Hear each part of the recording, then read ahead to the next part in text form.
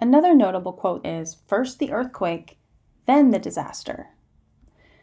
This phrase was muttered among survivors of the 1970 Peruvian earthquake. This was a magnitude 7.7, and it killed around 70,000 people and left 500,000 people homeless. This quote reflects the bitter irony that the earthquake itself was devastating, but the real disaster unfolded afterward through inefficient aid delivery, bureaucratic delays, and systemic social vulnerability. Why would survivors say this? A key point was aid failure and bureaucracy. The relief and reconstruction were centralized in Lima, but this was far from the disaster zone. Bottlenecks in decision-making and logistics meant that even a year later, the president admitted, quote, virtually nothing had been done, unquote, for survivors.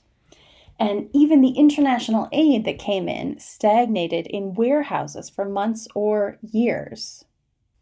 The saying was not just about poor aid, though. It was a powerful criticism of Peruvian society. Some survivors saw their society as, quote, disastrous, unquote, marked by poverty, inequality, and neglect and corruption. The earthquake exposed these structural weaknesses rather than creating them. And this vulnerability was centuries in the making, starting with Spanish colonialism. Colonial policies dismantled indigenous hazard adaptations and entrenched poverty.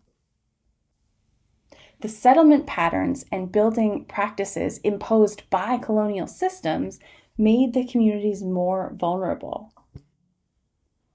And this quote underscores a central theme in disaster sociology, that hazards are natural, but disasters are social. The earthquake was a physical event, but the disaster was the result of historical, political, and economic processes that shaped vulnerability and response.